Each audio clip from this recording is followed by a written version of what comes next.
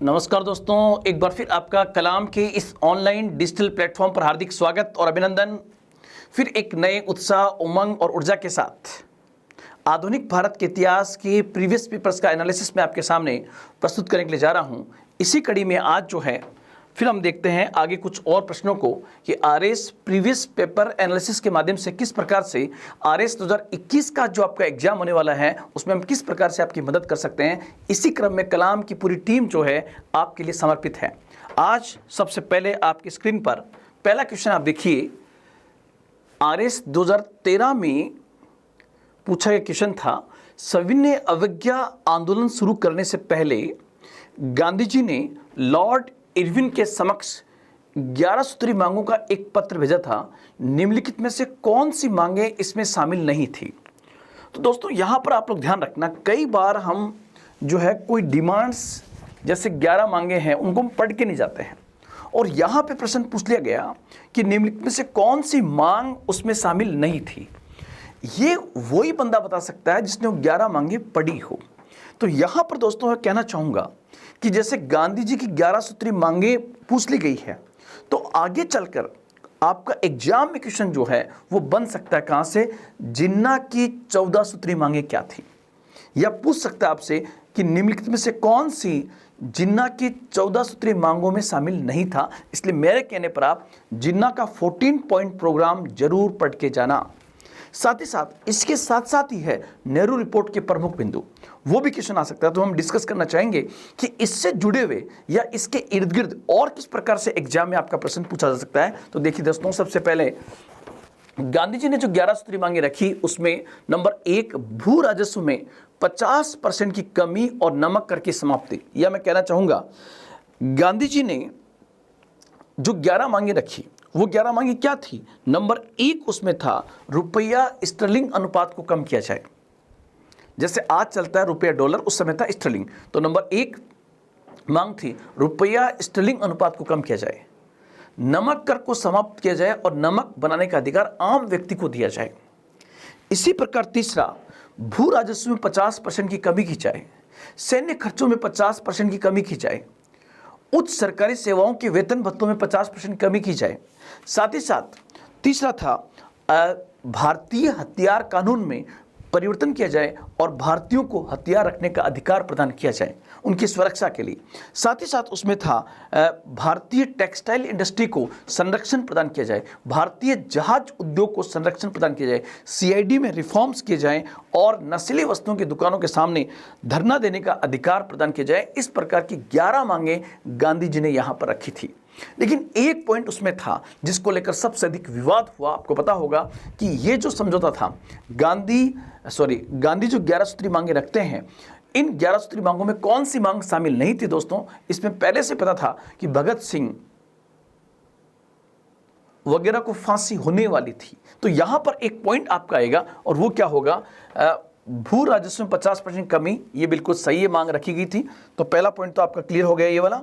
यहां पर आप लोग ध्यान रखेंगे, सबसे पहले भू राजस्व में 50% की कमी, यह सही है। रुपया स्टर्लिंग विनिमय दर कम करना, यह भी सही है। सैन्य और नागरिक प्रशासन के खर्च में 50% की कमी की जाए, यह भी सही है। लेकिन कौन सी मांग यहां पर शामिल नहीं थी? तो दोस्तों ध्यान रखना, भगत सिंह एवं बटुकेश्वर दत्त की माफी की मांग इसमें शामिल नहीं थी। तो इसका उत्तर जो होगा वो बेसिकली आपका उत्तर जो है ये डी होगा।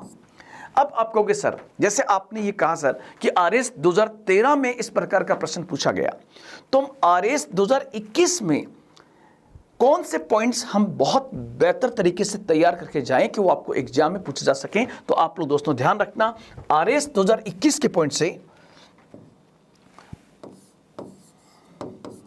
आरएस 2021 की पॉइंट ऑफ व्यू से जब मैंने आपको कहा कि यहां पर क्वेश्चन आपका पूछा गया गांधी जी की 11 सूत्री मांगे आपसे पूछी गई, 11 सूत्री मांगे, तो इसी प्रकार के कुछ और प्रश्न जो है उसको आपको देख के जाना चाहिए। जैसे अगर मैं आपको कहूं नंबर 1 इसी प्रकार का होगा, इसी प्रकार 1920 में असहयोग आंदोलन के कार्यक्रम क्या थे? क्योंकि 1920, 2020 और अब चल रहा 2021, तो 100 साल पूरे हो रहे हैं। यहां से एग्जाम में आपका प्रश्न बन सकता है कि असहयोग आंदोलन के कार्यक्रम पर आपका क्वेश्चन आ सकता है कि निम्नलिखित में से कौन से बिंदु असहयोग आंदोलन के कार्यक्रम में शामिल थे या कौन सा बिंदु असहयोग आंदोलन के कार्यक्रम में शामिल नहीं था। ऐसा प्रश्न भी आ सकता है। तो दोस्तों ध्यान रखना, असहयोग आंदोलन के कार्यक्रम से लेकर के आपका प्रश्न 2021 में आ सकता है। पहला पॉइंट तो आपका ये हुआ, जबकि 2013 में यहां से प्रश्न पूछ लिया गया है। इसी प्रकार आप लोग ध्यान रखना दोस्तों, 1928 में नेहरू रिपोर्ट आई थी और आपसे क्वेश्चन ये पूछ सकता है कि निम्नलिखित में से कौन से बिंदु नेहरू रिपोर्ट में शामिल थे या कौन सा बिंदु नेहरू रिपोर्ट का पॉइंट नहीं था। इस टाइप का क्वेश्चन आपका बन सकता है। इसी प्रकार दोस्तों आप लोग ध्यान रखना, आपका आ सकता है जिन्ना की 14 सूत्री मांगे, 14 पॉइंट्स प्रोग्राम्स ऑफ जिन्ना, 14 सूत्री मांगे जो उन्होंने 1929 में रखी है। जिन्ना की 14 सूत्री मांगे भी आपसे एग्जाम में पूछ जा सकती है। और यह भी क्वेश्चन आ सकता है कि जिन्ना ने ये मांग कब रखी थी, तो 28 मार्च 1929 को, 28 मार्च 1929 को ये डिमांड्स रखी गई थी, जबकि गांधी जी जो रखते हैं वो 1930 के अंदर रखते हैं। यहां पर ध्यान रखना, ये RS 2013 का क्वेश्चन है और गांधी ये मांग कब रखते हैं, 1930 के अंदर। तो ऐसा भी क्वेश्चन आ सकता है। साथ ही साथ दोस्तों अभी तक ये क्वेश्चन प्री में नहीं पूछा गया है और वो प्रश्न आपका ऐसे आ सकता है कि नेहरू रिपोर्ट की तुलना साइमन रिपोर्ट से करते हुए बताइए कि कौन सा बिंदु ऐसा है जो साइमन रिपोर्ट और नेहरू रिपोर्ट में समान रूप से दोनों में दिखाई देता है। तो ये रिपोर्ट आई है 1930 में, इसका भी क्वेश्चन आपका आ सकता है। मतलब बहुत आसपास में है। कौन कौन सी? गांधी की 11 सूत्री मांगे, जिन्ना की 14 सूत्री मांगे, नेहरू रिपोर्ट, साइमन कमीशन की रिपोर्ट, ये पॉइंट्स बहुत इर्द गिर्द हैं। और हो सकता है आपको यही क्वेश्चन इस प्रकार से पूछ ले कि निम्नलिखित का सही कालानुक्रम क्या होगा। जैसे 4 पॉइंट दे दे आपको और चारों पास पास में है, नेहरू रिपोर्ट, साइमन कमीशन की रिपोर्ट, जिन्ना की 14 सूत्री मांगे और गांधी की 11 सूत्री मांगे। इस टाइप से क्वेश्चन भी आपका बन सकता है। और इसी के पास में आपका आता है 1935 का अधिनियम।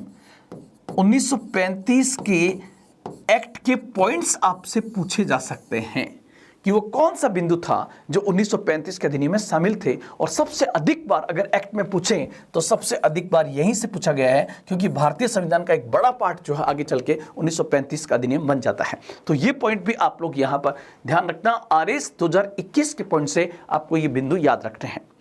इसके साथ साथ दोस्तों आप लोग ये भी ध्यान रखना, जैसे कई बार क्वेश्चन आपका ऐसे भी आ सकता है।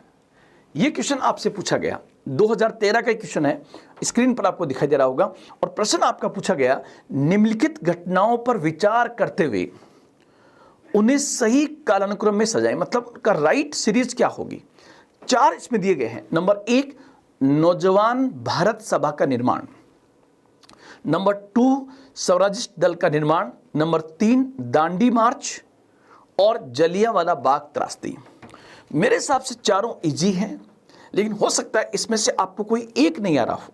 तो सबसे पहले आप देखिए, आपको सबसे अधिक कम से कम इतना तो आता ही होगा कि 13 अप्रैल 1919 को पंजाब के अमृतसर में अपने 2 नेताओं की रिहाई के लिए, डॉक्टर सत्यपाल और डॉक्टर किसलू की रिहाई के लिए अमृतसर के जलियांवाला बाग में 1919 में ये लोग इकट्ठे हुए। और वहीं पर जनरल डायर ने अपने आदेशों के द्वारा गोलीबारी के जो आदेश दिए उसमें लगभग 1000 लोग मारे गए। तो ये जलियांवाला बाग की जो घटना है ये बेसिकली 1919 की है।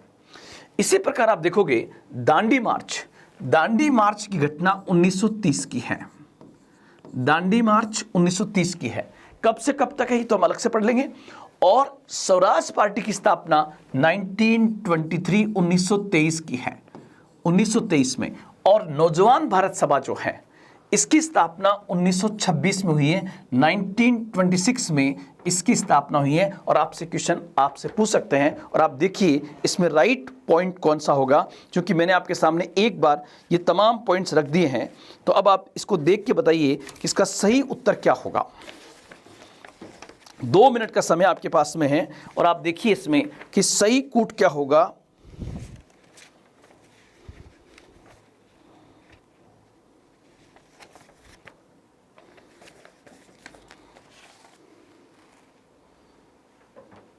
सही कूट क्या होगा, यहां पर आप देखिए सबसे पहले 4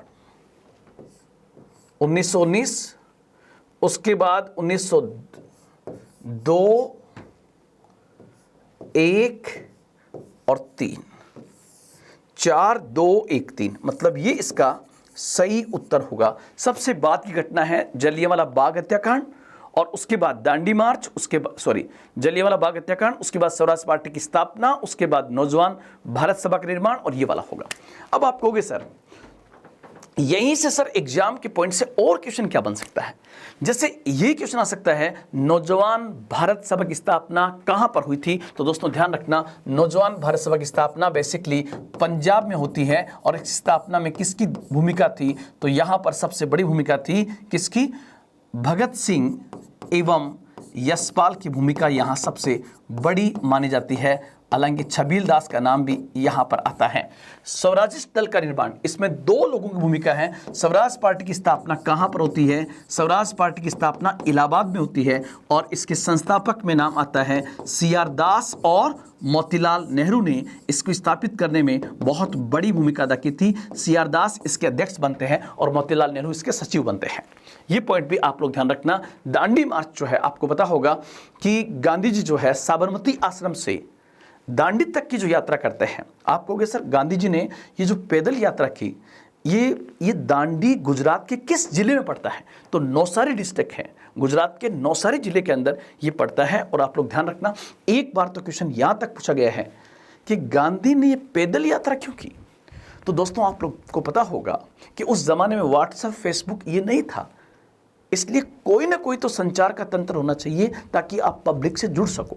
इसलिए गांधी जो है जब अहमदाबाद के साबरमती आश्रम से रवाना होते हैं, ये क्वेश्चन पूछा गया कितने लोगों के साथ वहां से रवाना हुए थे, ये भी आप लोग याद करके जाना। और 375 किलोमीटर की दूरी दांडी से साबरमती के बीच में थी। और दांडी पहुंचकर गांधी क्या करते हैं, दांडी पहुंचकर गांधी एक मुट्ठी नमक उठाते हैं और नमक कानून का उल्लंघन करके सविनय अवज्ञा आंदोलन की शुरुआत करते हैं। तो ये पॉइंट आपको यहां पर ध्यान रखना होगा। दांडी मार्च, जलियांवाला बाग हत्याकांड में आपसे पूछे कि जलियांवाला बाग हत्याकांड की जांच करने के लिए ब्रिटिश सरकार ने किस कमेटी की स्थापना की थी, तो होगा हंटर कमेटी की स्थापना 1919 में की गई थी। हंटर कमेटी ने अपनी रिपोर्ट में जनरल डायर को निर्दोष साबित किया था, घोषित किया था, और ब्रिटिश पार्लियामेंट ने उसे ब्रिटिश साम्राज्य का शेर घोषित किया था, the lion of British empire घोषित किया था, जिससे भारतीयों में और अधिक गुस्सा पैदा हुआ था। आप कहोगे सर क्या कांग्रेस ने जलियांवाला बाग हत्याकांड की जांच के लिए कोई कमेटी बनाई थी, तो मदन मोहन मालवीय साहब के नेतृत्व में कमेटी बनी थी। और पंजाब के अंदर एक डंडा फौज भी बनती है जो ब्रिटिश के पीछे डंडा लेकर भागती थी, उसका संस्थापक कौन था, ये भी एग्जाम में पूछा गया है। इसको मेरे नोट्स में आप देखना, ये पॉइंट्स आपके यहां पर होंगे। लेकिन मैंने जो अभी तक का एनालिसिस किया दोस्तों, उसमें मैंने ये देखा कि जो कालानुक्रम के क्वेश्चन आए हुए हैं, वो सबसे ज्यादा प्रश्न जो है बेसिकली 1920 से लेकर के और 1940-45 तक जो है वो लगातार कालानुक्रम के क्वेश्चन पूछे गए हैं। तो थोड़ा सा हम इसको देख लेते हैं कि यहां से किस किस टाइप के क्वेश्चन आपके बन सकते हैं। तो आप देखिए, सबसे पहले मैंने यहां पर हेडिंग डाल दिया राष्ट्रीय आंदोलन, नेशनल मूवमेंट। और राष्ट्रीय आंदोलन में दोस्तों कहां से ज्यादा क्वेश्चन आ रहे हैं, तो आप लोग ध्यान रखना, गांधीवादी चरण से।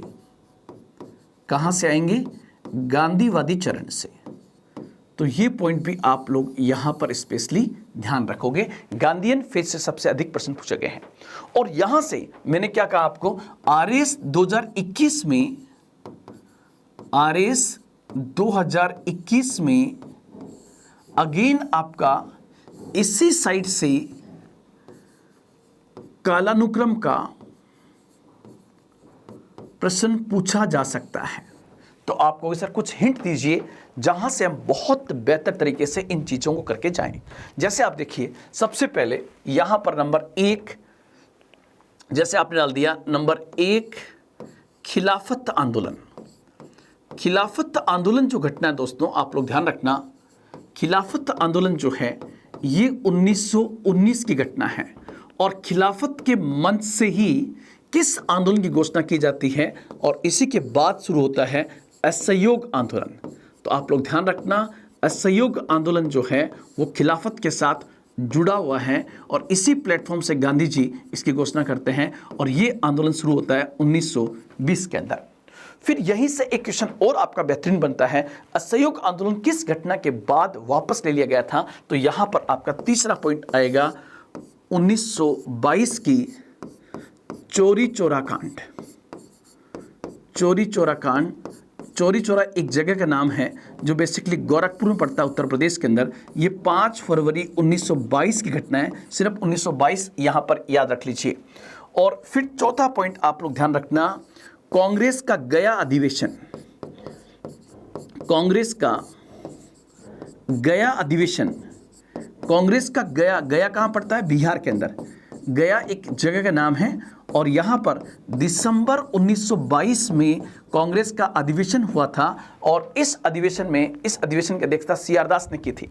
और सी.आर. दास ने कहा था कि कांग्रेस को बदलती हुई परिस्थितियों में चुनाव लड़ना चाहिए, क्योंकि 1919 का अधिनियम आ चुका था। उस 1919 के अधिनियम के आधार पर भारत में चुनाव होने वाले थे, इसलिए सी.आर. दास, मोतीलाल नेहरू, इनका कहना था कि कांग्रेस को बदलती हुई परिस्थिति में चुनाव में भाग लेना चाहिए। लेकिन गांधीवादियों ने मना कर दिया।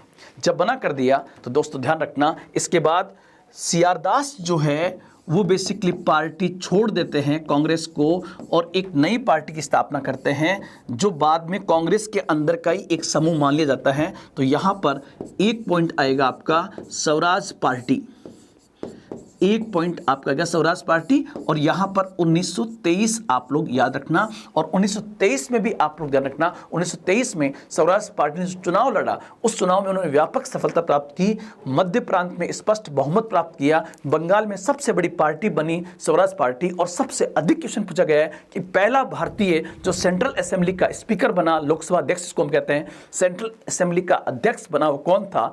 तो प्रसिद्ध स्वराजवादी नेता विट्ठल भाई पटेल जो है 1925 में सेंट्रल असेंबली के अध्यक्ष बनने में सफल रहे। वो सेंट्रल असेंबली में जो अध्यक्ष बने विट्ठल भाई पटेल, वो किस पार्टी के थे? स्वराज पार्टी के। स्वराज पार्टी का जन्म कब हुआ है? 1923 में। किस घटना के बाद? तो चौरी चौरा कांड के बाद, कांग्रेस के गया अधिवेशन में, जब परिवर्तनवादियों के मत को स्वीकार नहीं किया गया था। तो ये आपको याद रखना है।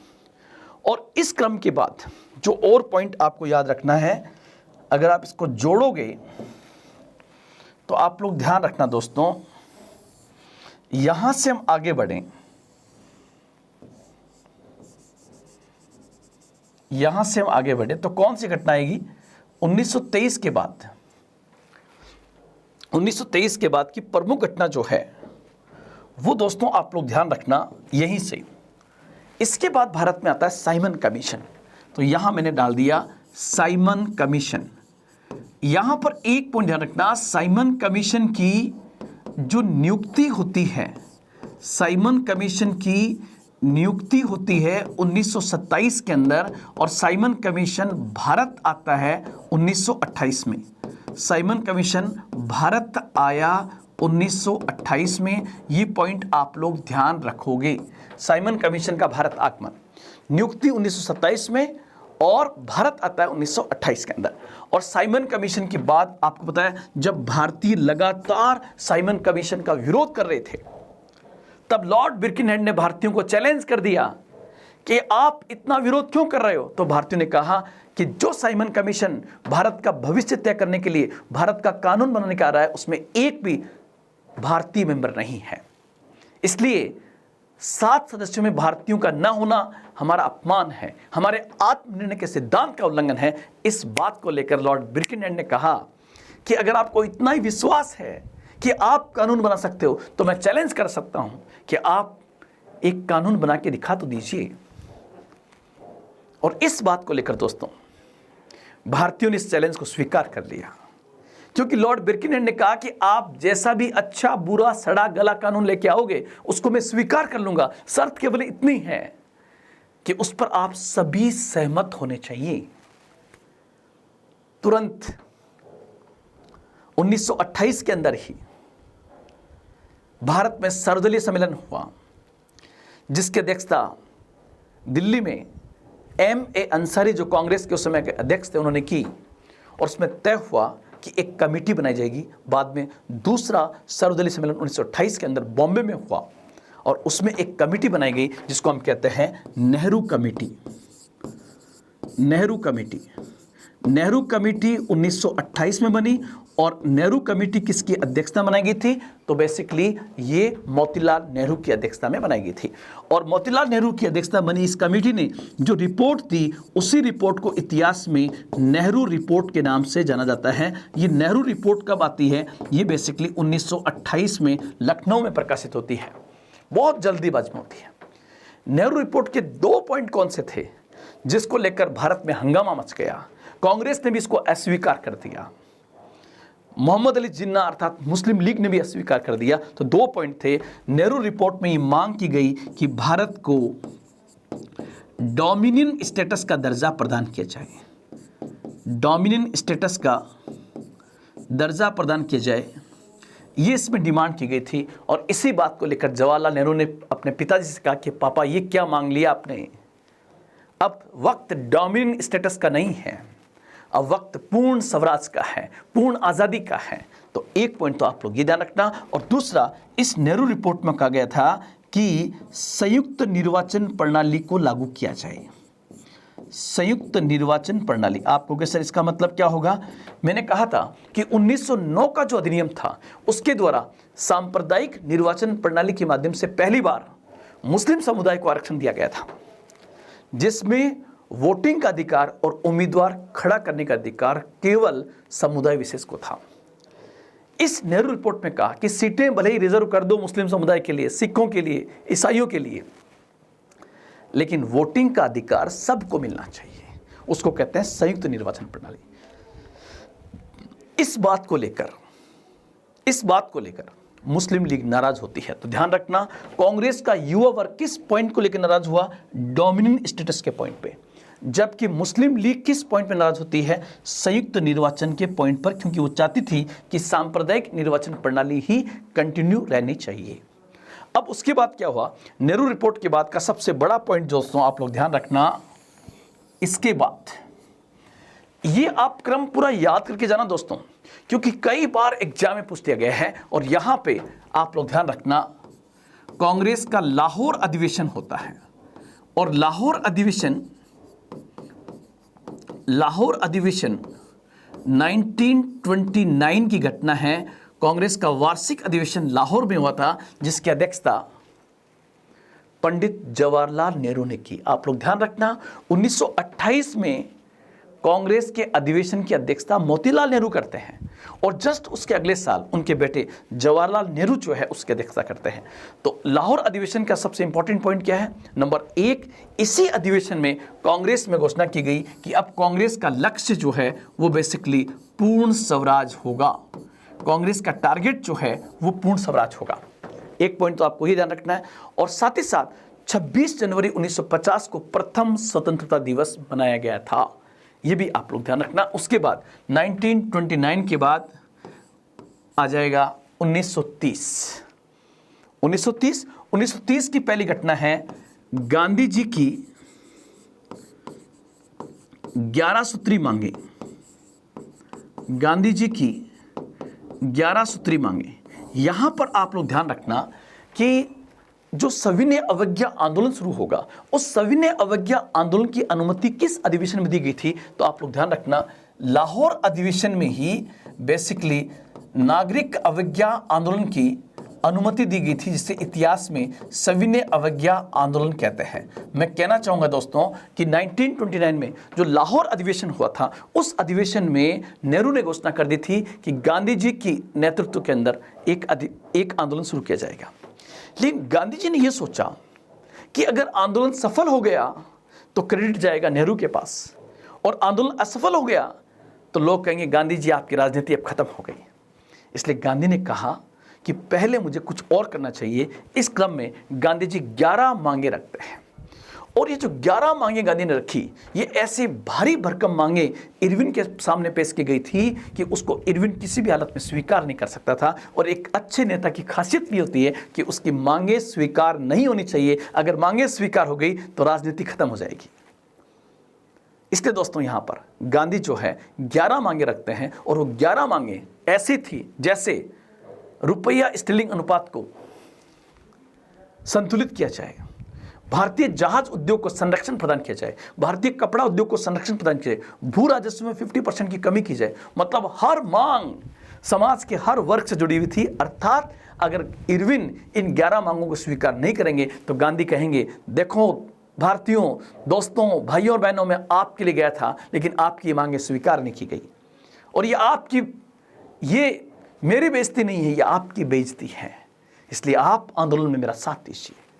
और यहां पर एक बार फिर क्वेश्चन पूछा गया कि गांधी की 11 मांगों में से किस एक मांग को लेकर उन्होंने सविनय अवज्ञा आंदोलन चलाया था? तो आपका उत्तर होगा नमक, क्योंकि नमक एक ऐसी वस्तु थी जो समाज के सभी वर्गों के साथ में जुड़ी हुई थी। तो यहां से आगे हम चलें तो जस्ट आपका पॉइंट आएगा दोस्तों, क्या गांधी की 11 सूत्री मांगे, और 11 सूत्री मांगों के बाद गांधी शुरू करेंगे, जब ये मांगे मान ली जाएगी तो दांडी यात्रा, और दांडी यात्रा के बाद इसी के साथ शुरू हो जाएगा सविनय अवज्ञा आंदोलन, सिविल डिसओबीडियंस मूवमेंट। सविनय अवज्ञा आंदोलन शुरू हो जाएगा। और सविनय अवज्ञा आंदोलन कब की बात है? 1930 की बात है। तो ये पॉइंट आपको ध्यान रखना। खिलाफत आंदोलन 1919, असहयोग आंदोलन 1920, चोरी चोरा कांड 1922, कांग्रेस का गया अधिवेशन दिसंबर 1922, Swaraj party 1923, Simon commission 1927, Nehru committee 1928, Nehru report 1928, Lahore अधिवेशन 1929, गांधी की 11 सूत्री मांगे 1930, दांडी यात्रा 1930, सविनय अवज्ञा आंदोलन जो है 1930। लेकिन क्रम आपका ये वाला होगा। आप चाहें तो एक स्क्रीनशॉट ले सकते हैं, तब तक मैं पानी भी पी लूं।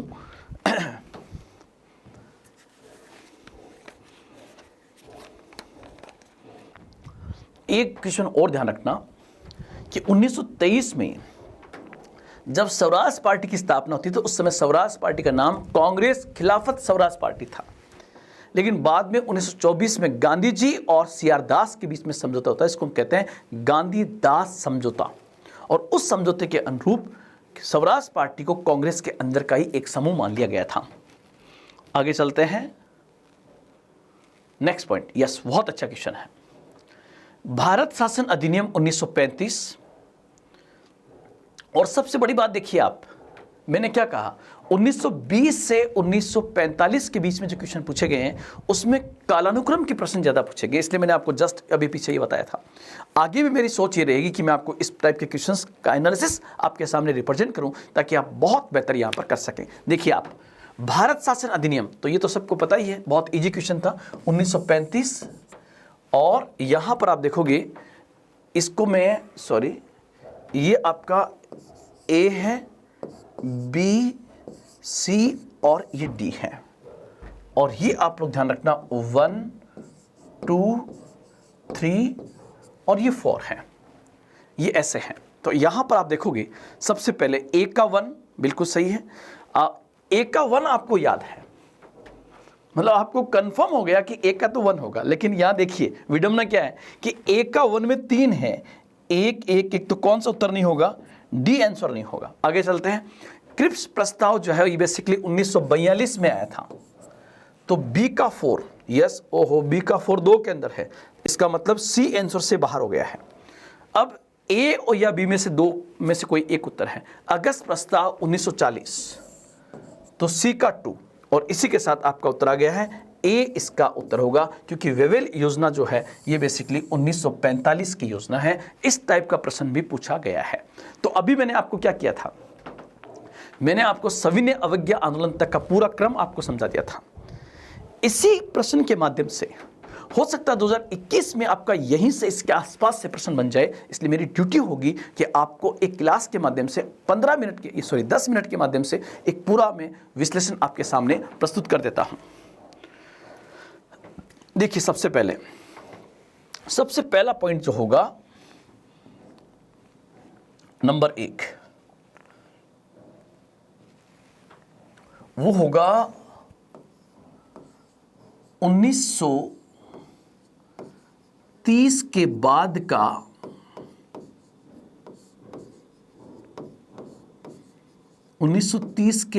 का कालानुक्रम।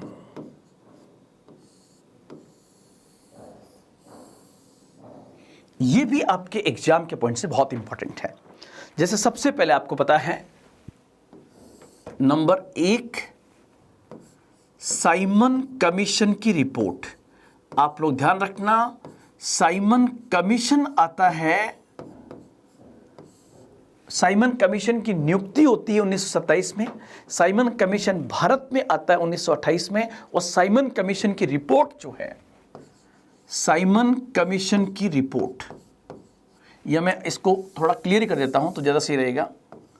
यहां पर मैंने ये कहा साइमन कमीशन की नियुक्ति, तो आप लोग ध्यान रखना, साइमन कमीशन की नियुक्ति हुई है 1927 के अंदर। नवंबर 1927 में साइमन कमीशन की नियुक्ति लंदन में होती है। सर जॉन साइमन को इसका अध्यक्ष बनाया गया था। और साइमन कमीशन की नियुक्ति के बाद साइमन कमीशन भारत कब आता है, तो साइमन कमीशन भारत आता है फरवरी 1928 के अंदर।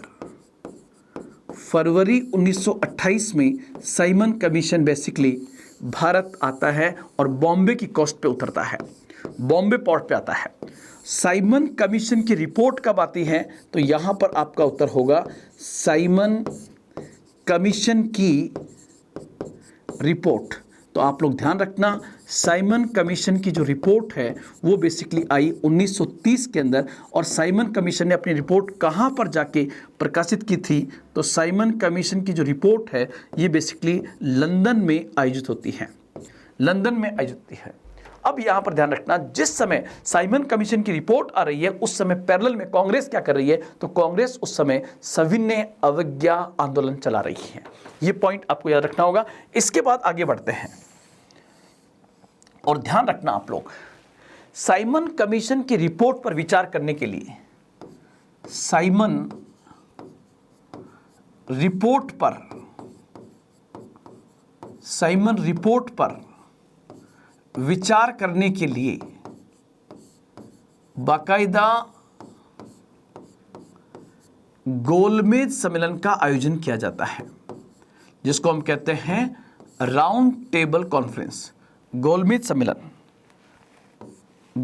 सम्मेलन का आयोजन किया जाता है, जिसको इंग्लिश में कहते हैं आरटीसी। और ये 3 सम्मेलन हुए थे और तीनों के तीनों ही जो है आप लोग ध्यान रखना लंदन में होते हैं, 3 गोलमेज सम्मेलन। इसमें पहला क्वेश्चन होगा, प्रथम गोलमेज सम्मेलन,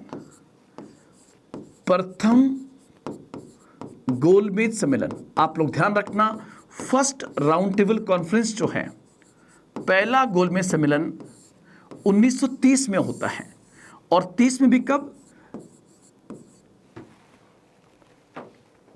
वर्ष के अंत में नवंबर दिसंबर के आसपास होता है। ध्यान रखना, प्रथम गोलमेज सम्मेलन 1930, बस इतना आप याद रख लीजिए।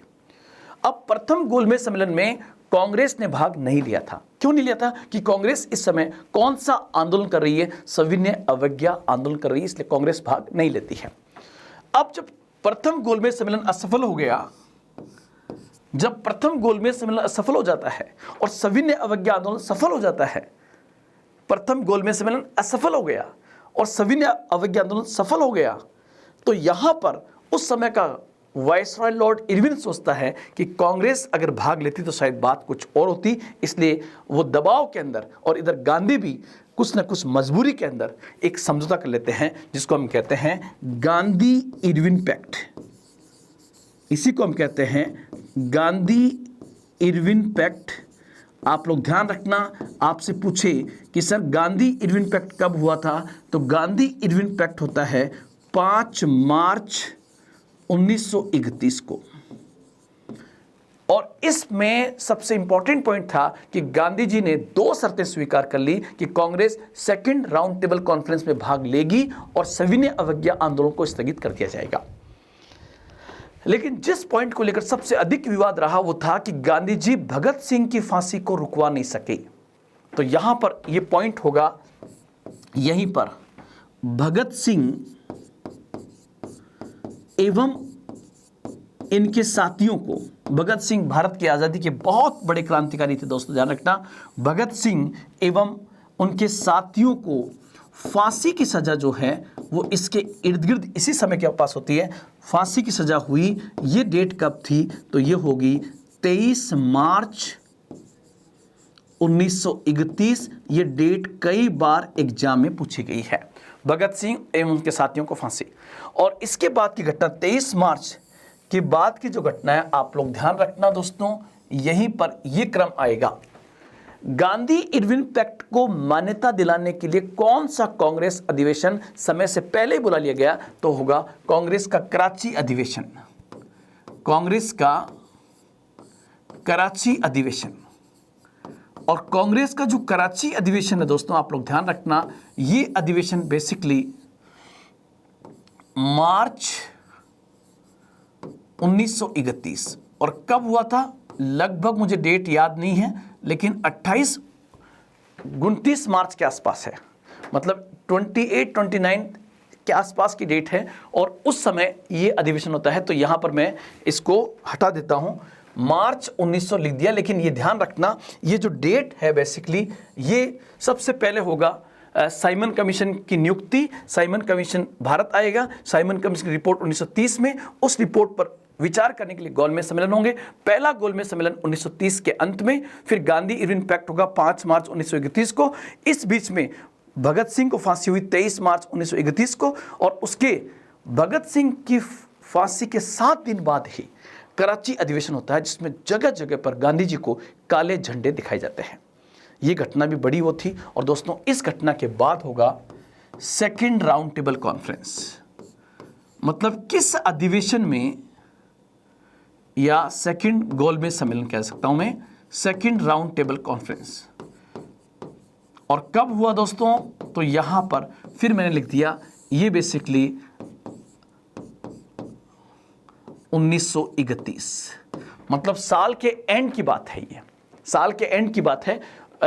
ये सेकंड राउंड टेबल कॉन्फ्रेंस यहां पर होगा।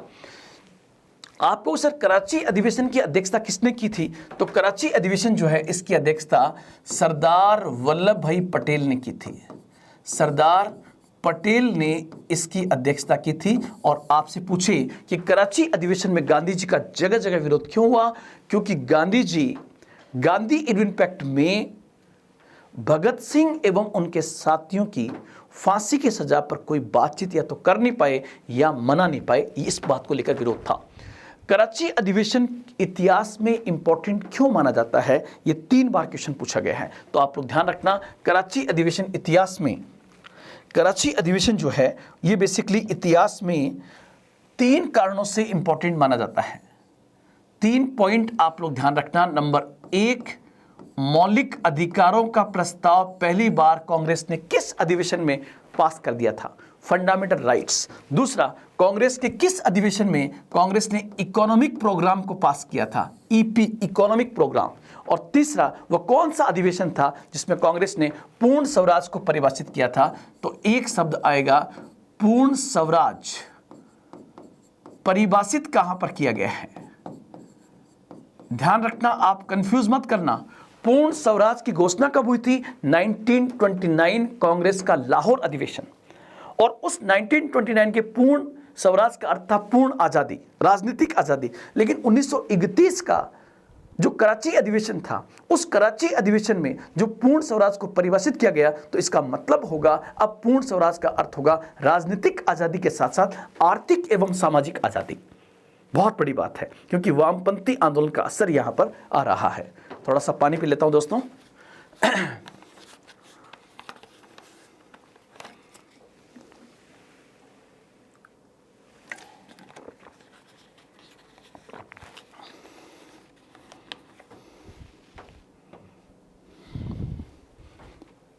सेकंड आरटीसी, और उसके बाद आप लोग दोस्तों ध्यान रखना, सेकंड राउंड टेबल कॉन्फ्रेंस में कांग्रेस भाग लेती है। किस पैक्ट के तहत? गांधी इरविन पैक्ट के तहत, लेकिन सांप्रदायिकता के मुद्दे पर यह भी असफल हो जाता है। उसके बाद गांधी जी वापस भारत में आते हैं और सभी ने अवज्ञा आंदोलन को शुरू करते हैं, लेकिन 4 जनवरी 1932 को गांधी जी को गिरफ्तार कर लिया जाता है। उसके बाद एक बड़ी घटना होती है जिसको हम कहते हैं सांप्रदायिक पुरस्कार। सांप्रदायिक पुरस्कार दोस्तों आप लोग ध्यान रखना, इसी को इतिहास में कहा जाता है मैकडोनाल्ड प्रस्ताव, जो 16 अगस्त 1932 को आया था। 16 अगस्त 1932 को सांप्रदायिक पुरस्कार की घोषणा होती है, जिसमें पहली बार यह घोषणा हुई कि दलित समुदाय, जिसका ऑफिशियल नाम एससी है, शेड्यूल कास्ट है, वो भी एक अल्पसंख्यक समुदाय है, और उस समुदाय को भी सांप्रदायिक निर्वाचन प्रणाली के तहत सीटें आरक्षित की जाएगी। इसको लेकर हंगामा मच गया। एससी के लिए जो डिमांड की गई दोस्तों ध्यान रखना, तीनों गोलमेज सम्मेलन में भीमराव अंबेडकर साहब जाते हैं और डिमांड करते हैं, लेकिन जो सांप्रदायिक पुरस्कार की घोषणा होती है उसके 2 दिन बाद ही 18 अगस्त 1932 को गांधी जी ब्रिटिश प्रधानमंत्री को एक लेटर लिखते हैं, और उन्होंने कहा कि अगर आपने इस कम्युनल अवार्ड को रिवाइज नहीं किया तो मैं 1 महीने बाद अनशन शुरू कर दूंगा। गांधी जी उस समय पूना की यरवदा जेल में थे, और गांधी ने अनशन शुरू कर दिया 20 सितंबर 1932 को। अब अनशन का 1 दिन गुजरा, 2 दिन गुजरा, 3 दिन गुजरा, गांधी जी के हालात खराब थे। भीमराव अंबेडकर साहब उस समय इस बात को मानने के लिए तैयार नहीं थे। अनंततः मदन मोहन मालवीय साहब के प्रयासों से डॉक्टर भीमराव अंबेडकर साहब और गांधी जी को मिलाया गया, जिसको इतिहास में हम कहते हैं पूना पैक्ट। तो यहां पर फिर एक पॉइंट आएगा, और वो आपका होगा पूना पैक्ट। पूना पैक्ट किसके बीच में हुआ था? गांधी जी और डॉक्टर भीमराव अंबेडकर साहब के मध्य हुआ था पूना पैक्ट। और कब हुआ? 25 सितंबर 1932 को। 25 सितंबर 1932 को ये पैक्ट हुआ था दोस्तों, पूना पैक्ट। और यहां पर भी आप लोग ध्यान रखना, 25 सितंबर 1932 को हुआ था पूना पैक्ट, पूना के अंदर। और उसके बाद आप लोग ध्यान होगा थर्ड आरटीसी, मतलब तीसरा गोलमेज सम्मेलन होगा, और इन 3 गोलमेज सम्मेलनों के आधार पर, और ये पूरा जो एनालिसिस आएगा, कौन सा? पूरा first, second, third Simon commission की रिपोर्ट, इन सब के बाद का पॉइंट आएगा 1935 का अधिनियम, द एक्ट ऑफ 1935। और यही मैं चाह रहा था, क्योंकि आपका क्वेश्चन यहां पर पूछा गया था कि यहां तक भारत शासन अधिनियम 1935 किस प्रकार से आता है। तो 1935 का जो अधिनियम आया था, ये पूरा एनालिसिस, उसका स्क्रीनशॉट इसका एक ले सकते हैं, ताकि आपको बहुत अच्छे से ये आप एग्जाम में जाके कर सकें। और दोस्तों कई बार क्या होता है जब हम एनालिसिस करते हैं तो बहुत ज़्यादा, क्योंकि दबाव होता है कि बहुत कम समय में बहुत अधिक चीज़ों को कवर करना है, तो कई बार गलती से हम डेट को गलत लिख देते हैं। तो आप उसके लिए माफ़ी चाहता हूं। जैसे मैंने पहली क्लास के अंदर 1937 का जो वर्धा प्रस्ताव था, जो वर्धा योजना थी, उसमें 1939 लिख दिया। हालांकि मैंने गलत नहीं लिखा, उसका पॉइंट ये था कि वर्धा योजना जो 1937 के अंदर गांधी जी ने अपने पत्र द हरिजन के माध्यम से प्रस्तुत की थी, जिसमें शिक्षा की योजना को उन्होंने प्रस्तुत किया, उसका इम्प्लीमेंटेशन जाकिर हुसैन समिति के द्वारा 1939 में हुआ। तो मैं बोलते बोलते 1939 वहां पर लिख गया। तो और लेकिन फिर मैंने कहा कि सेकेंड वर्ल्ड वॉर शुरू होने के कारण और भारतीयों से उसमें सलाह नहीं ली गई थी, इसलिए कांग्रेस की तमाम 8 प्रांतीय सरकारों ने इस्तीफा दे दिया। इसलिए वर्धा योजना का इंप्लीमेंटेशन आज़ादी से पहले नहीं हो सका था। तो ये पॉइंट आप लोग ध्यान रखना, और कहीं पर भी कोई होगा तो तुरंत मैं उसके अंदर कर दूंगा। हालांकि पूरी विश्वसनीयता के साथ, पूरी प्रामाणिकता के साथ, पूरे ऊर्जा के साथ, उमंग के साथ, ऊर्जा के साथ कलाम संस्थान ये प्रयास करता है कि बच्चे के पास एक एक फैक्ट जो पहुंचे वो प्रमाणिक पहुंचे, सरल भाषा में पहुंचे और कालानुक्रम में पूछे, ताकि किसी प्रकार का प्रश्न आपके सामने आए तो आप उसको बहुत बेहतर तरीके से कर सकें। तो ये पॉइंट आपको यहां पर ध्यान रखना है। नेक्स्ट अपन आगे चलते हैं। ये आप देखिए, गांधी इरविन समझौता, मैंने कहा था 5 मार्च 1931। 5 मार्च 1931 को जो गांधी इरविन समझौता हुआ था, आप स्क्रीन पर पहले क्वेश्चन पढ़ लीजिए एक बार, कि गांधी इरविन जो पैक्ट हुआ था, उस पैक्ट में मध्यस्थता की भूमिका किसके द्वारा अदा की गई थी। ये क्वेश्चन आपका पूछा गया दोस्तों, और आप इसको वापस से भी बहुत अच्छे से तैयार करके जाना कि यहां पर किस व्यक्ति ने इसमें ये भूमिका अदा की थी। गांधी इरविन पैक्ट में मध्यस्थता की भूमिका किसके द्वारा अदा की गई थी। इसमें आपको 4 ऑप्शन दोस्तों दिए गए हैं। इन 4 में से कोई एक नहीं है, एक है, उसको आपको छांटना है। तो दोस्तों यहां पर आप लोग ध्यान रखना, इसका सही उत्तर जो होगा वो बेसिकली तेज बहादुर सप्रू होगा। तेज बहादुर सप्रू भारत के इतिहास की एक बहुत इंपॉर्टेंट हस्ती रही है। एनी बेसेंट आपको पता है कि मूलतः आयरलैंड की थी, और ये बेसिकली भारत में किस पॉइंट से आती है, तो ये आती है थियोसॉफिकल सोसाइटी के पॉइंट से। थियोसॉफिकल सोसाइटी के पॉइंट से भारत में आती है। मोतीलाल नेहरू के बारे में आप जानते हो कि 1928 की जो नेहरू रिपोर्ट बनी थी, उस नेहरू रिपोर्ट में इनकी बड़ी भूमिका थी। साथ ही साथ ये 1928 में जो कांग्रेस का वार्षिक अधिवेशन हुआ था, उस अधिवेशन के अध्यक्ष भी थे, और मोतीलाल नेहरू ने ही आपको बताया स्वराज पार्टी की स्थापना में अहम भूमिका अदा की थी। ये पॉइंट आपको यहाँ पर ध्यान रखने हैं। यहां पर होगा आपका तेज बहादुर सप्रू के पॉइंट से आप पढ़ना चाहें तो ये आपका होगा। लेकिन मैं चाह रहा था कि एक प्रश्न मैं आपको और बताऊं जो एग्जामिनेशन पॉइंट से पूछा गया है और आगे भी आपका वापस आ सकता है दोस्तों, वो मैं प्रश्न ढूंढने का प्रयास कर रहा था कि एक क्वेश्चन आपको और आना चाहिए। हो सकता है मैं उसको आगे आपके सामने रिप्रेजेंट कर दूंगा, अभी मेरे को मिल नहीं रहा है। तो यहां पर ये पॉइंट ध्यान रखना, Motilal Nehru, Tej Bahadur Sapru, Annie Besant, CY Chintamani. ये क्वेश्चन आपका ऐसे भी आ सकता है कि तेज बहादुर सप्रू ने किस पार्टी की स्थापना की थी।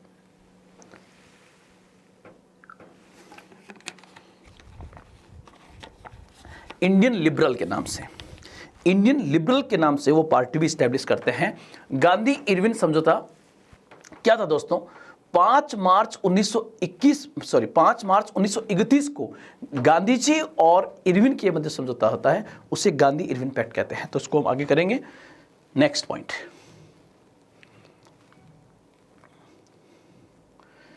ये बहुत अच्छा क्वेश्चन है दोस्तों, और आरएस 2018 में क्वेश्चन पूछा गया है। प्रश्न बहुत शानदार है, 2018 में पूछा गया है, और क्वेश्चन ये पूछा गया है कि निम्नलिखित में से कौन जो है वो लॉर्ड हॉर्डिंग के बम कांड में शामिल नहीं था। बहुत अच्छा क्वेश्चन दोस्तों, इसको आप तैयार करके जाएं। यहां से भी इस टाइप का क्वेश्चन भी एग्जाम में बनने की पूरी संभावनाएं यहां पर रहती है।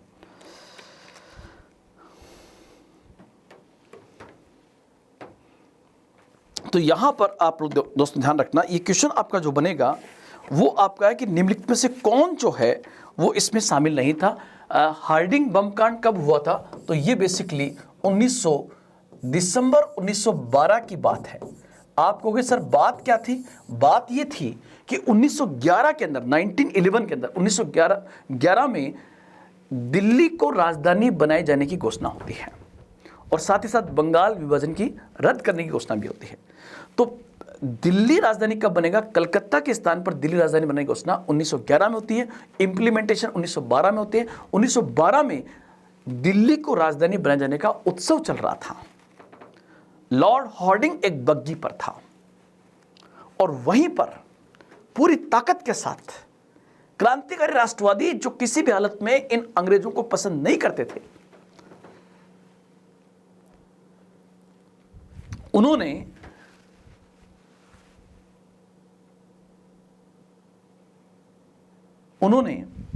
लॉर्ड हॉर्डिंग पर बम फेंका, और बम फेंककर, हालांकि उसमें वो मरता नहीं है, सिर्फ कुछ लोग घायल होते हैं। लेकिन वायसरॉय पे बम फेंकना अपने आप में एक बहुत बड़ा विरोध दर्ज कराना शामिल था।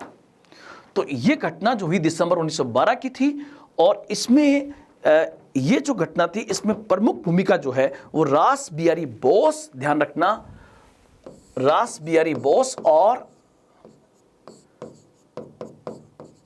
सान्याल की थी। रास बिहारी बोस और सान्याल की भूमिका सबसे इंपॉर्टेंट यहां पर थी। और इस घटनाक्रम में जो लोग शामिल थे उसमें नाम आता है मास्टर अमीर चंद, अवध बिहारी, दीनानाथ, सुल्तान चंद्र, हनुमंत साय, वसंत कुमार, बाल मुकुंद, बलराज आदि शामिल थे। लेकिन कौन शामिल नहीं था? तो भगवती चरण बोहरा जो है ये इसमें शामिल नहीं थे। तो इसका उत्तर जो होगा वो बेसिकली बी होगा, भगवती चरण बोहरा। हालांकि आपको ध्यान रखना, भगवती चरण बोहरा जो है ये आगे चलकर किस संगठन के सदस्य बनते हैं?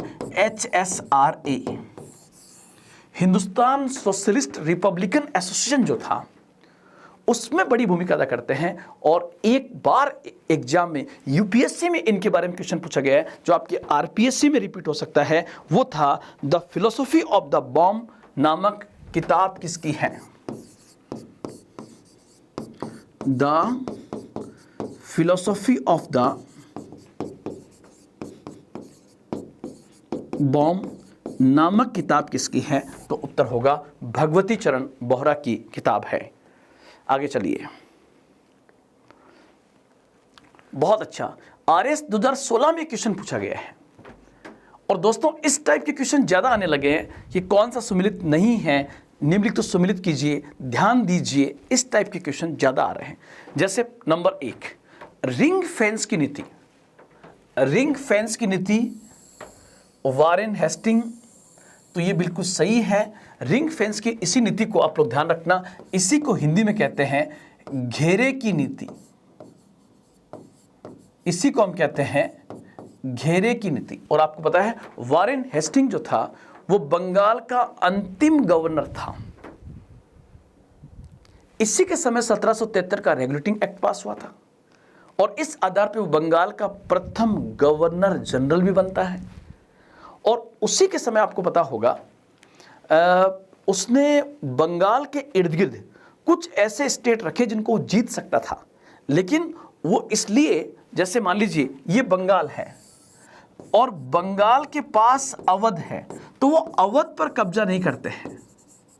अवध पर कब्जा नहीं करते हैं क्योंकि अवध की लड़ाई मराठों से है। तो अगर अवध उनके पास में जाएगा तो सीधी लड़ाई शुरू हो जाएगी। इसको मैं अलग से समझा दूंगा। रिंग फेंस की नीति, घेरे की नीति, मतलब चारों ओर से एक ऐसा घेरा बनाना ताकि बंगाल को सुरक्षित किया जा सके और देसी रियासतों को घेरा जा सके। इसी को हम कहते हैं वारेन हेस्टिंग की रिंग फेंस की नीति। ये बिल्कुल सही है। ठगी प्रथा, ठगी प्रथा का उन्मूलन किसके समय हुआ था? ये बहुत अच्छा क्वेश्चन है, तो ध्यान रखना, विलियम बेंटिक के समय। विलियम बेंटिक कौन था? विलियम बेंटिक बंगाल का अंतिम गवर्नर जनरल था और भारत का पहला गवर्नर जनरल था विलियम बेंटिक। उसी विलियम बेंटिक के समय में यहां पर आपका फिर क्वेश्चन आएगा कि विलियम बेंटिक के समय ही ठगी प्रथा का दमन हुआ था। क्वेश्चन ये भी हो सकता है कि ठगी प्रथा के दमन के लिए विलियम बेंटिक ने किसको नियुक्त किया था? तो ध्यान रखना, यहां पर आपका उत्तर होगा कर्नल स्लीमैन। उत्तर क्या होगा? कर्नल स्लीमैन के नेतृत्व में इस ठगी प्रथा का उन्मूलन किया जाता है। किसके कार्यकाल में? विलियम बेंटिक के कार्यकाल में। और तीसरा, फिर आप देखिए इल्बर्ट बिल, लॉर्ड रिपन के समय। इल्बर्ट बिल जो है लॉर्ड रिपन के समय, यह भी सही है। लॉर्ड रिपन जो भारत का वायसरॉय था, वह चाहता था कि क्रिमिनल मामलों के अंदर, आपराधिक मामलों में भारतीय जजों को भी यूरोपियन जजों के समान भारत में अधिकार मिल सके। मतलब भारत में दो प्रकार के जज हुआ करते थे, यूरोपियन जज और भारतीय जज। लेकिन आपराधिक मामलों में यदि एक भारतीय लड़े तब तो भारतीय जज सुनवाई कर सकता था, लेकिन एक भारतीय और यूरोपियन लड़े तो उस मामले की सुनवाई का अधिकार उसको नहीं था। भारतीय जज को। तो इल्बर्ट बिल के माध्यम से लॉर्ड रिपन जो है भारतीय जजों को यूरोपियन जजों के समान अधिकार प्रदान करना चाहता था, लेकिन भारत में रहने वाले यूरोपियंस ने इतना विरोध किया कि इल्बर्ट बिल के माध्यम से वह भारतीय जजों को यह अधिकार नहीं दे सका। तो यहां पर यह भी आपका सही है, इल्बर्ट बिल वाला पॉइंट ये वाला जो है लॉर्ड रिपन, ये भी सही है। तो आप कहोगे सर फिर गलत क्या है, क्योंकि यहां पर क्वेश्चन पूछा गया है कौन सा सही सुमेलित नहीं है। तो दोस्तों आप लोग ध्यान रखना, इसका सही उत्तर होगा वर्नाकुलर प्रेस एक्ट। यहां पर आप लोग ध्यान रखना वर्नाकुलर प्रेस एक्ट। और ध्यान रखना इस बार प्रेस आपके सिलेबस का बहुत इंपॉर्टेंट पॉइंट है। प्रेस जो है यहां पर कर्जन आया है, कर्जन नहीं आएगा। वर्नाकुलर प्रेस एक्ट जो है वो बेसिकली किसके समय की बात है, तो ये लॉर्ड लिटन के समय की बात है।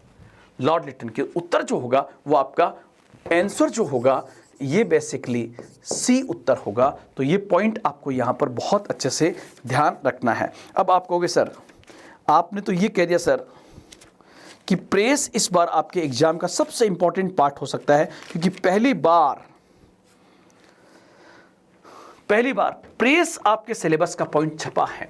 इसलिए आप एक तो प्रेस को, एक शिक्षा को, एक राज्यों के पुनर्गठन को और एक सामाजिक और धार्मिक सुधार आंदोलन को बहुत अच्छे से आरएस 2021 में करके जाना, ताकि बहुत अच्छा एग्जाम में आप कर सको। अब क्वेश्चन आपका बनेगा प्रेस में, सबसे पहले नंबर 1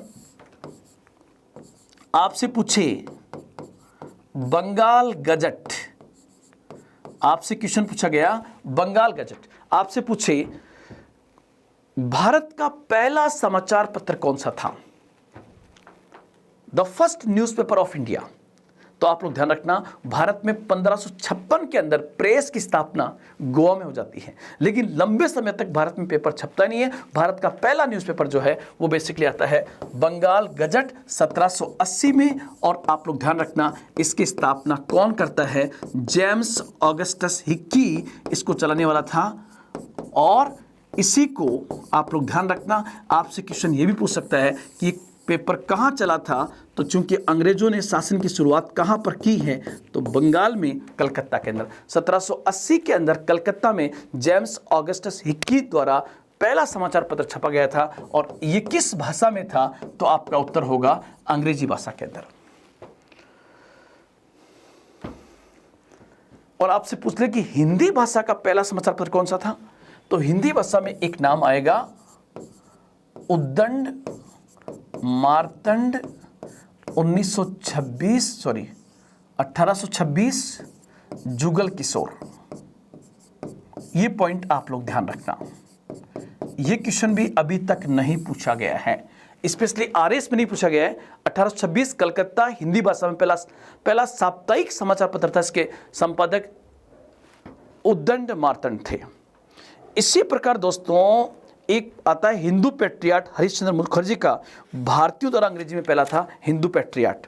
ये पॉइंट कुछ याद रखने हैं, लेकिन जो क्वेश्चन आपसे पूछा जा सकता है वो प्रश्न आपका ये भी बन सकता है कि अंग्रेजों ने पहली बार प्रेस को प्रतिबंधित करने का प्रयास कब किया था। तो यहां पर आएगा प्रेस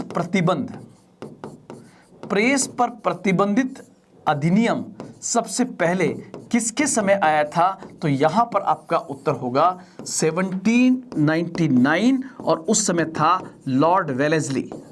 तो आप लोग ध्यान रखना दोस्तों, भारत में किस गवर्नर जनरल के समय पहली बार प्रेस को प्रतिबंधित करने का प्रयास किया जाता है, तो उसमें पहला नाम आएगा 1799 का the censorship of the press act 1799 का समाचार पत्रों का प्रत्यक्षण अधिनियम जो लॉर्ड वेलेस्ली के समय आया था, उसके द्वारा पहली बार भारत में न्यूज़पेपर्स को प्रतिबंधित करने का प्रयास किया जाता है।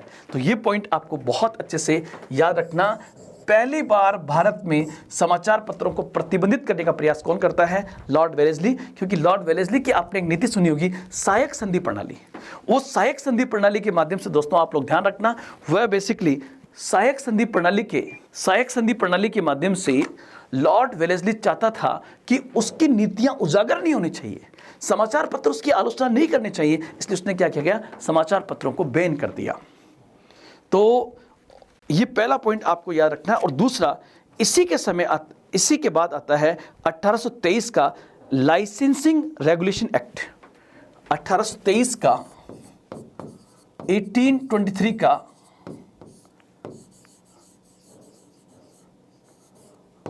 लाइसेंसिंग रेगुलेशन एक्ट 1823 के अंदर एक एक्ट और आता है। ये जॉन एडम्स के समय आता है।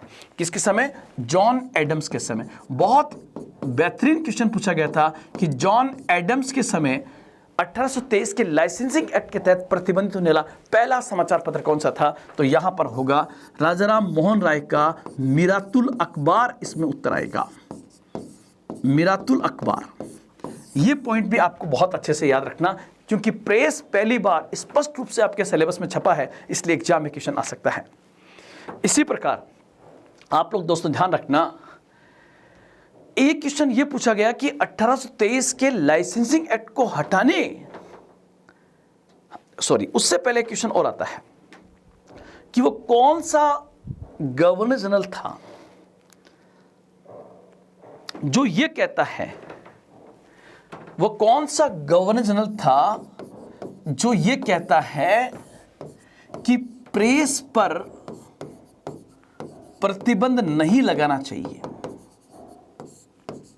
वह कौन सा था जिसने कहा कि प्रेस पर प्रतिबंध नहीं लगाना चाहिए, क्योंकि प्रेस जो है वो बेसिकली सरकार और जनता के मध्य एक सुरक्षा वाल्व का काम करता है। अर्थात सरकार की आलोचनाएं अगर धीरे धीरे होती रहे तो असंतोष बाहर निकलता रहता है, इसलिए प्रेस पर प्रतिबंध नहीं लगना चाहिए। ये बात कौन कहता है? तो दोस्तों यहां पर आपका उत्तर होगा लॉर्ड विलियम बेंटिक कहता है। ये लॉर्ड विलियम बेंटिक कहता है।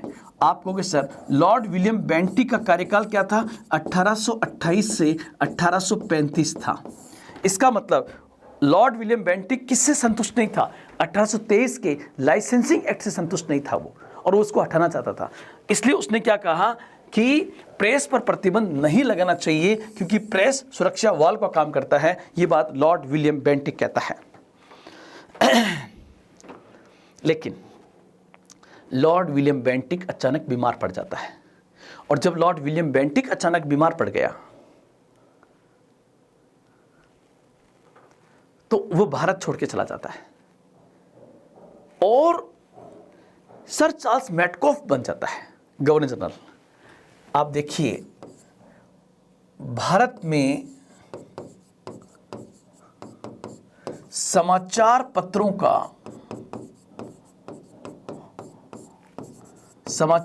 का मुक्तिदाता किसे कहते हैं? भारत में समाचार पत्रों का मुक्तिदाता किसे कहते हैं? तो लॉर्ड विलियम बेंटिक के बाद जो आएगा वही बन जाएगा sir Charles Metcalfe. Sir Charles Metcalfe को भारत में समाचार पत्रों का मुक्तिदाता कहा जाता है, क्योंकि इसने 1823 का जो लाइसेंसिंग एक्ट था उस लाइसेंसिंग एक्ट को इसने रद्द कर दिया और समाचार पत्रों पर लगे प्रतिबंधों को हटा दिया। इसलिए भारत में समाचार पत्रों का मुक्तिदाता लॉर्ड विलियम बेंटिक को कहा जाता है। एक पॉइंट और आप रखना जो सबसे अधिक बार क्वेश्चन पूछा गया है, और वो है आपका वर्नाकुलर प्रेस एक्ट कब आया था? 1878 के अंदर। कौन पास करता है? किसके समय की बात है? लॉर्ड लिटन के समय की बात है। और इसके द्वारा क्या किया गया था? स्पेशली जो स्थानीय भाषी समाचार पत्र थे, स्थानीय भाषी समाचार पत्रों को इसने प्रतिबंधित कर दिया था, इसलिए इसको वर्नाकुलर प्रेस एक्ट कहा जाता है। और ध्यान रखना, इसका मेन ऑब्जेक्ट, इसका मेन टारगेट कौन सा न्यूज़पेपर था?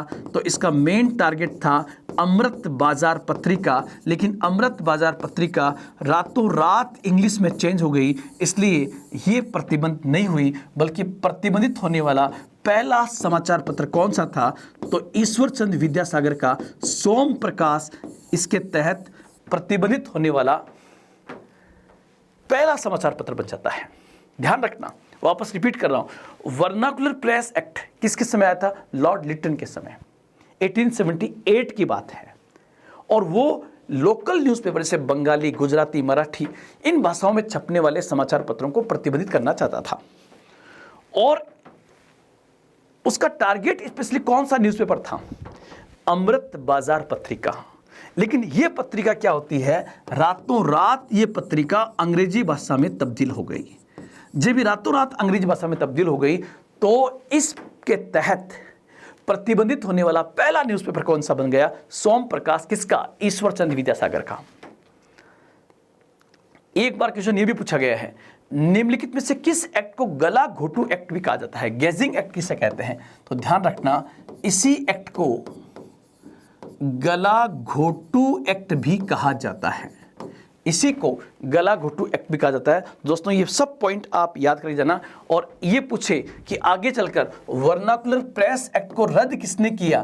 तो रद्द किया है लॉर्ड रिपन के द्वारा 1882 में। 1882 में लॉर्ड रिपन ने इस वर्नाकुलर प्रेस एक्ट को रद्द कर दिया था।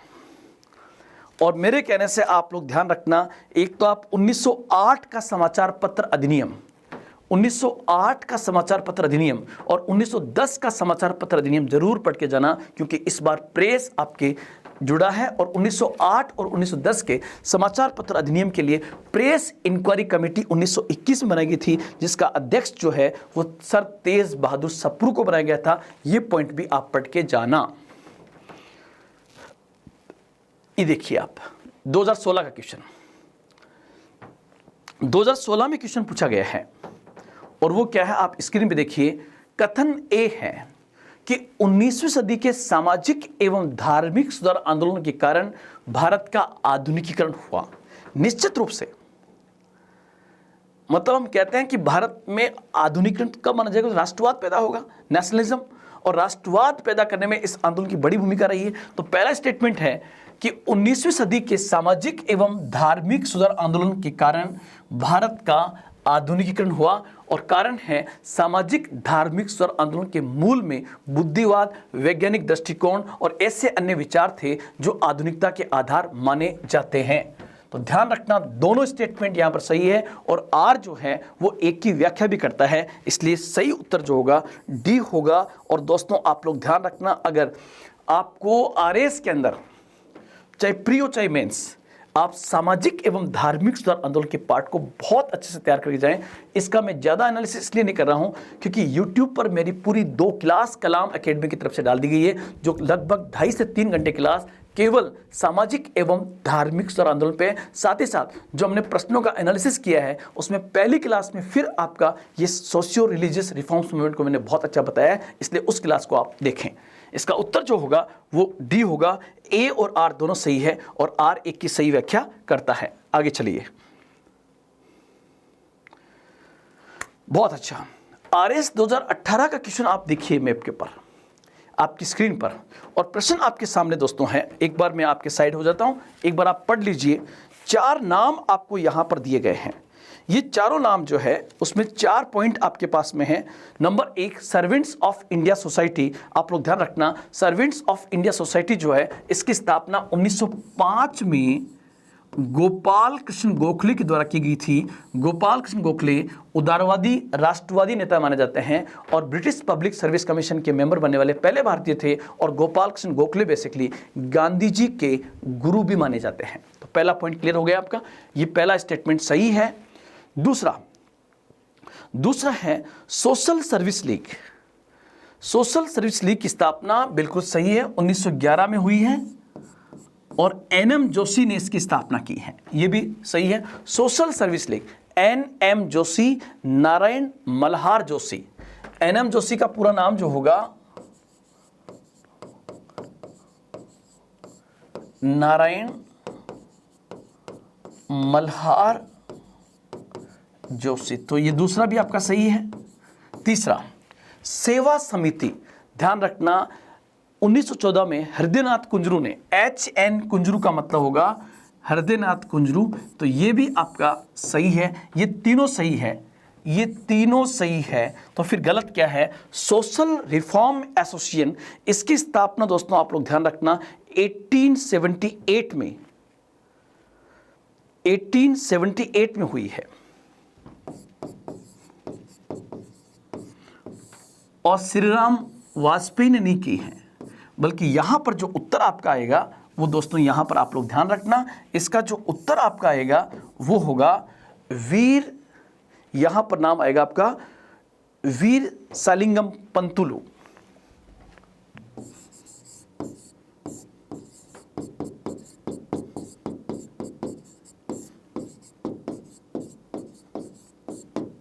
तो इसका उत्तर जो आप दोस्तों देखोगे, आप स्क्रीनशॉट इसका लीजिए, ये आपका डी इसका उत्तर होगा, डी इसका उत्तर होगा। नेक्स्ट आगे देखते हैं। तो यहां पर दोस्तों आप लोगों को मैंने ये पूरा आरएस प्रीवियस पेपर्स का एनालिसिस करने का प्रयास आपके सामने किया, और प्रीवियस पेपर के इस एनालिसिस का सबसे बड़ा जो ऑब्जेक्ट हमारा था, ये ऑब्जेक्ट ये था कि किस प्रकार से एग्जाम में आपके आगे चलकर प्रश्न पूछे जा सकते हैं। वो प्रीवियस पेपर्स का एनालिसिस जो है कलाम संस्थान ने किया। कलाम संस्थान चाहता है, हमारा यहाँ पर मेन ऑब्जेक्ट दोस्तों है वो ये है कि कलाम संस्थान की पूरी टीम इस बात का एनालिसिस करती है कि किस प्रकार से कम मैटर के अंदर अधिकतम चीज़ें आपके सामने रिप्रेजेंट की जाए, ताकि आप बहुत अच्छा कर सकें। और यहाँ पर इसी प्लेटफॉर्म के माध्यम से मैं आपको ये भी बताना चाहूँगा कि आरएस प्री एग्जाम जो आपका अक्टूबर में हो रहा है, इस एग्जाम के तुरंत बाद कलाम संस्थान अपनी पूरी टीम के साथ एक स्पेशल प्रोग्राम शुरू करेगा, जिसको हम कहेंगे मेंस आंसर राइटिंग प्रोग्राम, मुख्य परीक्षा उत्तर लेखन कार्यक्रम, जिसमें 15, 50 और 100 शब्दों में आरएस मुख्य परीक्षा में किस प्रकार से लिखते हैं। दोस्तों ध्यान रखना, नॉलेज तो सबके पास में होता है, ज्ञान तो सबके पास में होता है, लेकिन ज्ञान का वितरण बहुत कम लोगों के पास में होता है। किस प्रकार से रिप्रेजेंट आपको करना है, जैसे मैं कह दूं कि भारतीय राष्ट्रीय आंदोलन में गांधी जी का आलोचनात्मक मूल्यांकन कीजिए, गांधी जी का मूल्यांकन कीजिए, गांधी जी की विवेचना कीजिए, गांधी जी पर टिप्पणी लिखिए, तो 99% जो बच्चे आरएस प्री पास भी कर लेते हैं, उनको उन शब्दों का अर्थ नहीं पता होता है कि मूल्यांकन, विवेचना, आलोचनात्मक मूल्यांकन में क्या लिखते हैं। कलाम संस्थान अपने प्रत्येक टॉपिक के साथ में इस प्री एग्जाम के तुरंत बाद में एक प्रोग्राम शुरू कर रही है, और मैं आपसे अपील करता हूं, निवेदन करता हूं कि आरएस के लिए कलाम संस्थान की इस टीम के साथ आप जुड़कर आप अपने उत्तर लेखन शैली कार्यक्रम को बहुत अच्छा कर सकते हैं। और सबसे बड़ी दुविधा दोस्तों ध्यान रखना, जब आप मेंस के आंसर राइटिंग करते हो तब होती है, और आरएस का मुख्य स्तंभ जो आपके आरएस बनने का है वो बेसिकली मेंस की आंसर राइटिंग है। और कलाम संस्थान अभी से पूरे नोट्स के साथ इस बात की तैयारी कर रहा है कि किस प्रकार स्टूडेंट्स के लिए मुख्य परीक्षा उत्तर लेखन शैली कार्यक्रम को मजबूती के साथ पेश किया जाए। आज इतना ही, फिर मिलेंगे। जय हिंद, जय भारत।